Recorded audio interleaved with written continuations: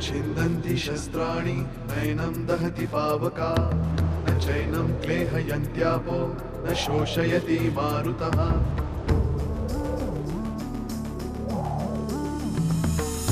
दिवसामागुणरात्र धावते सकाळ संध्याकाळ सूत्रधार जो या साऱ्याचा नामतयाचे काळ काय तयाच्या मनात दडले नकळे कधी कुणा क्षणात होते संभव सारे क्षणापूर्वीचे असंभव असंभव असंभव असंभव कोणाला तरी बांधून ठेवलंय वाटतं. नीट बघायचा प्रयत्न कर. आधी इथून जाऊया ना साहेब. साहेब एक नंबरचा दुतोंडी साप आहे हा. सरळ त्या सरंजामेच्या घरात घुसले मी आणि संपून टाकलं त्या बालशास्त्र्याला. आणि अभिमान? हो, अभिमानला क्लीन चिट मिळणार म्हणजे मिळणार. फक्त कधी ते साहेबांवर अवलंबून आहे. फक्त आधीसाठी प्रदक्षिणा घातल्या असं म्हटलं म्हणून राग. त्या बाईनं आपला गुन्हा कबूल केलाय. आता पुढे काय करायचं ते कोर्ट ठरवल. वाटलं ही गोष्ट आधी तुम्हाला सांगावी. Thank you inspector, thank you so much. मी येऊन जाते पोलीस स्टेशनला.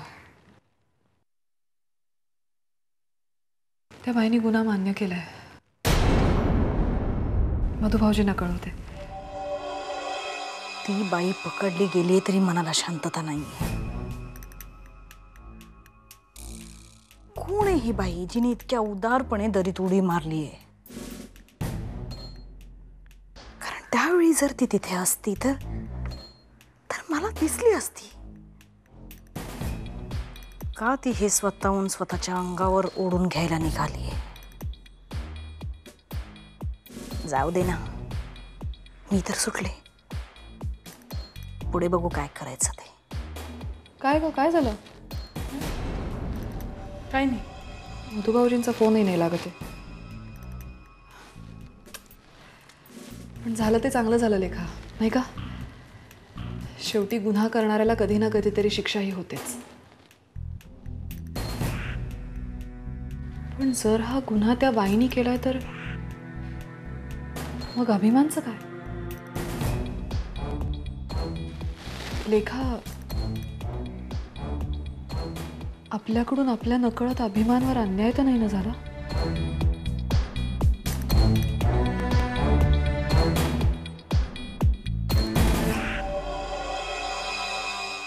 मला कुठली कारण नकोय. अभिमान निर्दोष आहे आणि तो लवकरात लवकर सुटला पाहिजे. बस.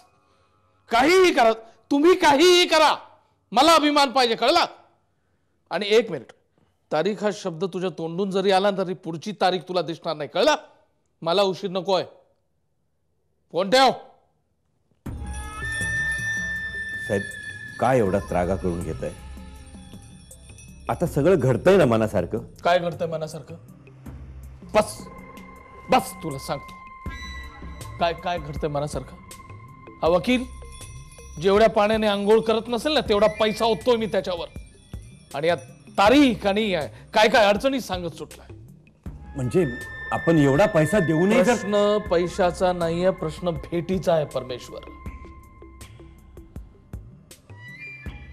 एक एक दिवस मला आता एकेका वर्षासारखा वाटायला लागलाय. कधी एकदा या घरात अभिमानला पाहिन असं झालंय मला. होईल, तेही होईल. थोडा धीर धरा. धीर धीर.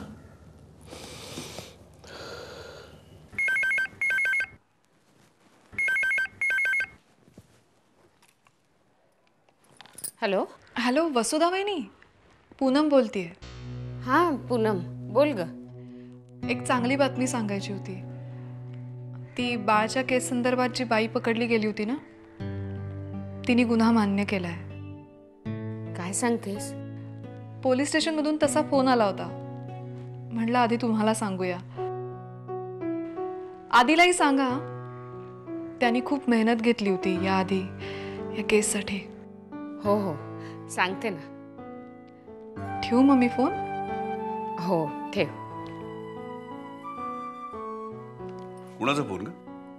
पूनमचा. काय म्हणते? पोलिसांनी त्या बाईला पकडलं होतं ना, तिने गुन्हा मान्य केलाय. काय? वसुला, म्हणजे त्या बाईनीच पाळलं? दादा दादा मला पण यायचंय तुमच्याबरोबर पोलीस स्टेशनला. म्हणजे तुम्ही दोघं जाल ना तेव्हा मला सुद्धा घेऊन चला. मला बघायचंय त्या बाईला, ज्या बाईनं माझ्या बाळला. माझी खात्रीच होती की ती पकडली जाणार म्हणून. आता असं भोगावं लागणार आहे ना तिला, असं भोगावं म्हणजे शाप होणार आहेत तिला. आणि आता तर कुसुम शांत. अरे कशी शांत हो दादा, मी कशी. अरे तिला माझ्या बाळला मला मला जाब विचारायचंय तिला. माझ्या बाळने तुझं असं काय केलं होतं म्हणून तू तिला.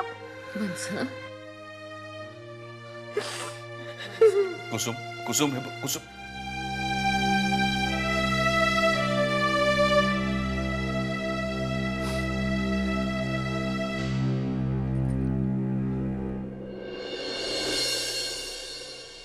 काय सनई चौघडा? सनई चौघडा, अरे काय बोलतोय? अरे अभिमान सरंजामे, यशवंतराव सरंजामेचा मुलगा निर्दोष सुटून घरी येतो आणि सनई चौघडा काय पाठवतोस? हा मुंजाय का माझ्या घरात सनईच? अरे नाशिक ढोल वाजला पाहिजे, हलगी कडाडली पाहिजे. सनई चौघडा पाठव म्हणून विचारतोय. ठेव फोन.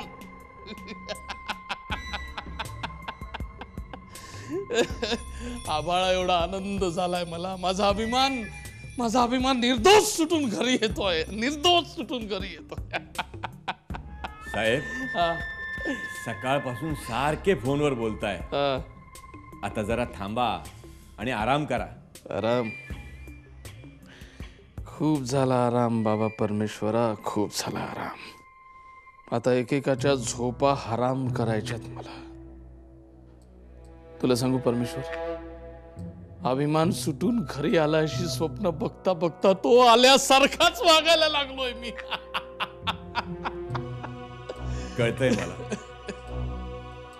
कळतंय मला तुम्ही किती भोगलाय ते. अरे कसले भोग. एका बापाला त्याचा मुलगा भेटतोय, कसले भोग. परमेश्वर तू फक्त त्या बँडचं बघ. सनई चौघडे पाठव का म्हणत होते. बरं असो, तो इथे सुटून परत आल्यानंतर त्याला सगळं पूर्वीसारखं वाटलं पाहिजे. त्याला अजिबात वाटता कामा नये की तो तुरुंगातून सुटून आलाय. माझ्याशी बोलण्याची, माझ्यासमोर उभं राहण्याची त्याला लाज वाटता कामा नये. पूर्वीसारखाच मला तो हवा आहे. ते सगळं माझ्यावर सोडा आणि आता तुम्ही साहेब फक्त आराम करा. आराम.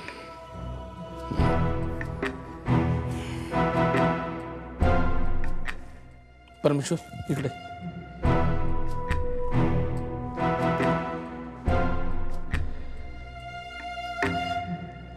माझ्या कानाखाली जरा आवाज काढशील साहेब? अरे मला खरंच वाटत नाहीये माझा अभिमान पूर्वीसारखा मोकळा होऊन निर्दोष सुटून परत. माझा विश्वासच बसत नाही. मी जिंकलो.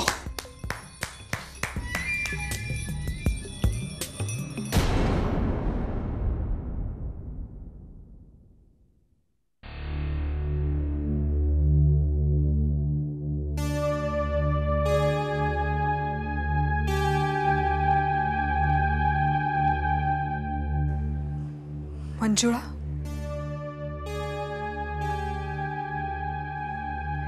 ओळखलंस मला?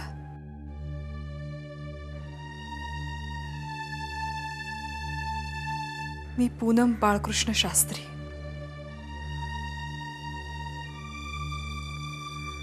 बाळशास्त्रींची पत्नी. आणि आता त्यांची विधवा तुझ्यामुळे.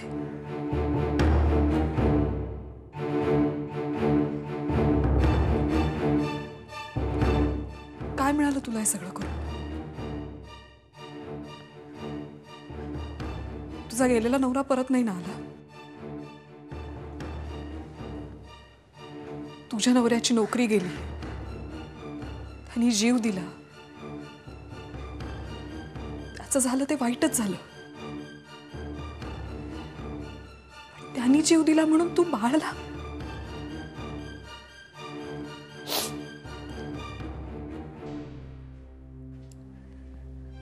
गेलेली नोकरी परत मिळू शकते मंजुळा.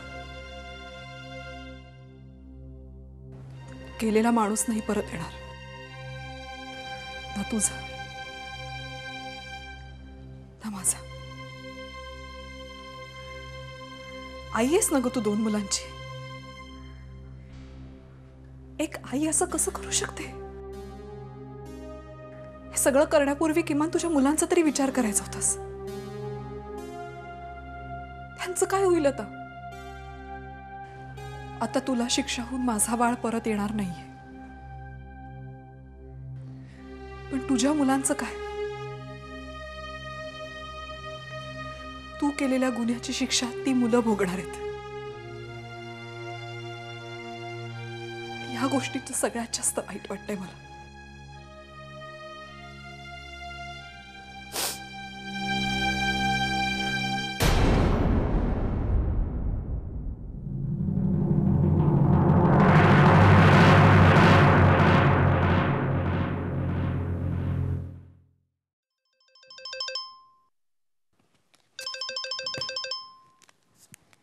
बोल स्वप्नील.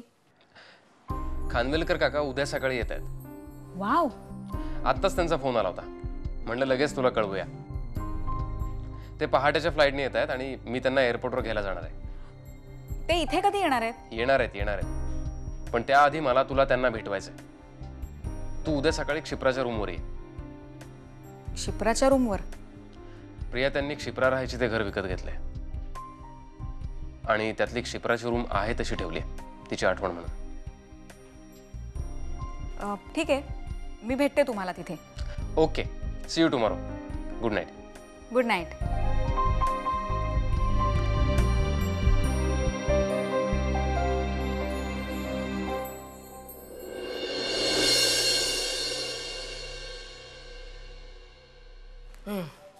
दे.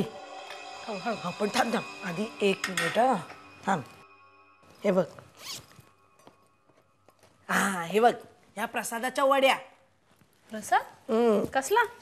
अगं, बाळच्या खुन्याला अटक झाली, ती व्हावी ना म्हणून मी देवाकडे नवस बोलले होते. त्याच्या प्रसादाच्या वड्या आहेत या. आता इडापिडा टळो आणि सगळी संकट दूर जाओ ग बाई. खरंच मी सांगते तुला, देवा परमेश्वरा, त्या द्यायच्या.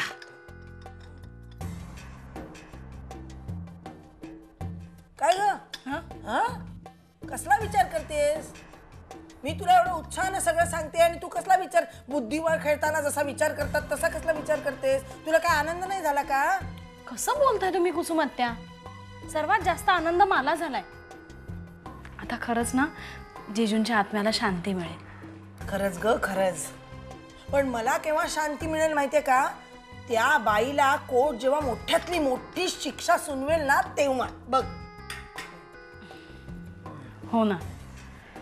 खरं सांगू कुसुमात्या, सगळ्यांना ना खूप मनस्ताप झाला, टेन्शन्स, कटकटी. पण आता सगळं छान होईल बघा. होईल. नक्की होईल ग, खरंच होईल. चल मी निघते आता. अगं तयारी करायची आहे. कसली तयारी? अगं क्षिप्राचे वडील येणार आहेत ना. क्षिप्राचे वडील? मोठे शास्त्रज्ञ आहेत ते. शास्त्रज्ञ? म्हणजे मला नाही माहित ग, म्हणजे तसेच कोणीतरी आहेत.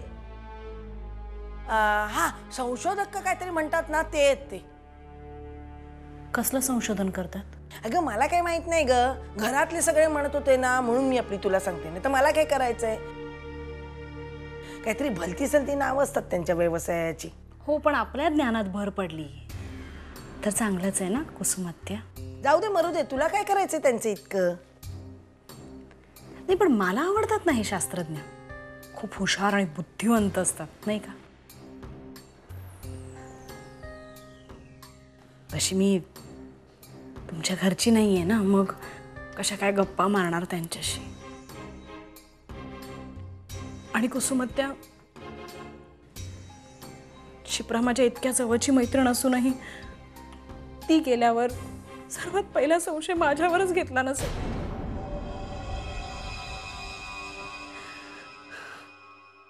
जाऊ दे ना तो विषय, झालेलं पुन्हा पुन्हा उगाळून ना तुलाच त्रास व्हायचा. आणि मला माहिती आहे ना तू कशी असते, मग झालं तर. हे बघ, आता क्षिप्राच्या आठवणीनं हळवं व्हायचं नाही. माझी शपथ आहे तुला. हां, येते मी. अगं बाई, चहा राहिला, चहा घेऊन जाते. हल्ली काय पूनम खारी बिस्किट आणत नाही. हं, चहात जातच नाही ग मला. बरं चल, येते मी. हाल आहेत बाई तुझे, हाल आहेत खरंच. आले ग बाई.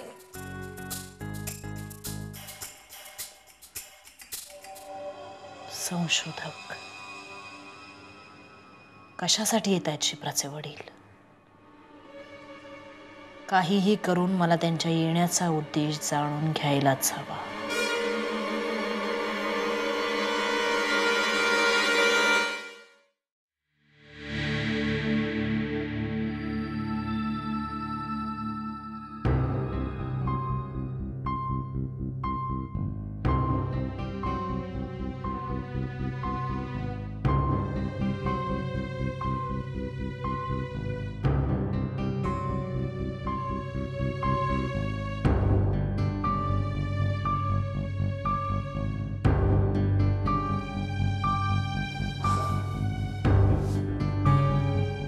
ये ना प्रिया.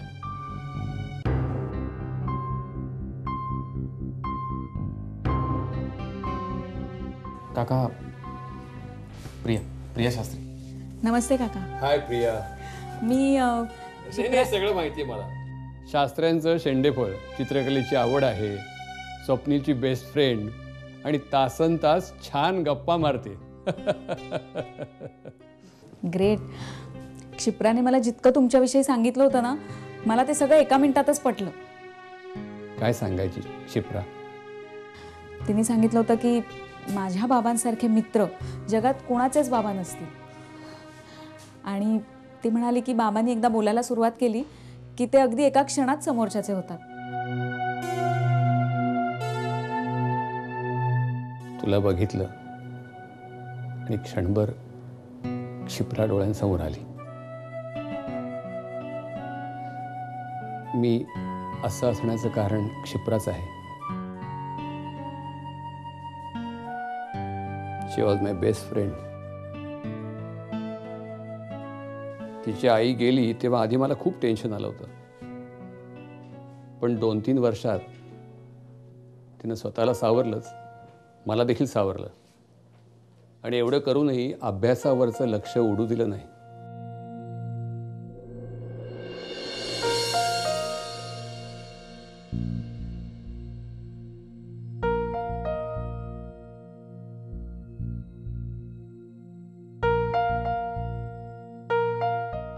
बाबा, आज मी एक निर्णय घेतलाय, सांगू? मी सुद्धा तुमच्यासारखंच आर्किओलॉजीमध्ये करिअर करायचं ठरवलंय, बरोबर? बाबा, तुम्ही मनकवडे आहात का? अगं, प्रश्न विचारण्याची अक्कल आल्याबरोबर पहिला प्रश्न तुम्हाला विचारला होतास, तुम्ही नक्की काय करता बाबा? माझ्या प्रत्येक साईटवर माझ्याबरोबर येण्यासाठी हट्ट करायचीस तू. रात्री मी काम करत बसलो की जागत बसायचीस आणि मी झोपलो की माझ्या नोट्स वाचायचीस. तेव्हाच मला कळलं होतं एक दिवस तू हा निर्णय मला सांगणार. पण हे क्षेत्र फार दगदगीचं आहे क्षिप्रा. तहान भूक सगळं विसरून आज शिरावं लागतं. काळ नाही, वेळ नाही, कराल तितकं काम थोडं आहे. हे सगळं तुझ्यासाठी. या सगळ्या गोष्टींचा विचार मी केलाय बाबा. माझ्या मनाची पूर्ण तयारी झाली आहे. आणि बाबा, लहानपणी पहिलं पाऊल टाकताना मी तुमचं बोट धरलं होतं. ते असंच सोडून देऊ? जसजशी मी मोठी होत गेले तसे तुम्ही बाबांपेक्षा माझे खूप जवळचे मित्र होत गेलात. त्या मैत्रीला असंच सोडून देऊ? शक्य नाही बाबा. माझ्या या अनुभवी मित्राच्या पावलांवर पाऊल ठेवूनच मला माझी पुढची वाटचाल सुरू करायची आहे.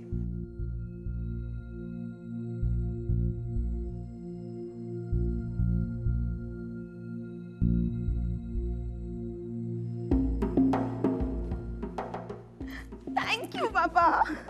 क्षिप्रा, आता मला मोठा शो घ्यावा लागणार आहे. कसला? एखाद्या गुहेत एखादा मुलगा मिळतो का बघतो. कशाला? अगं तू जमिनी खाली असणार, मुलगा जमिनीवरचा कसं चालेल? तो देखील तिथलाच हवा, म्हणजे सुखानं संसार सुरू होईल. Come on, बाबा.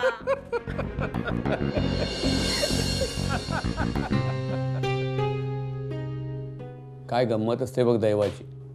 मला जमिनी खालचा मुलगा हवा होता आणि डाऊन टू अर्थ मुलगा मिळाला तुझ्यासारखा. पण दोघांचा सुखानं चालणारा संसार काय मी पाहू शकलो नाही.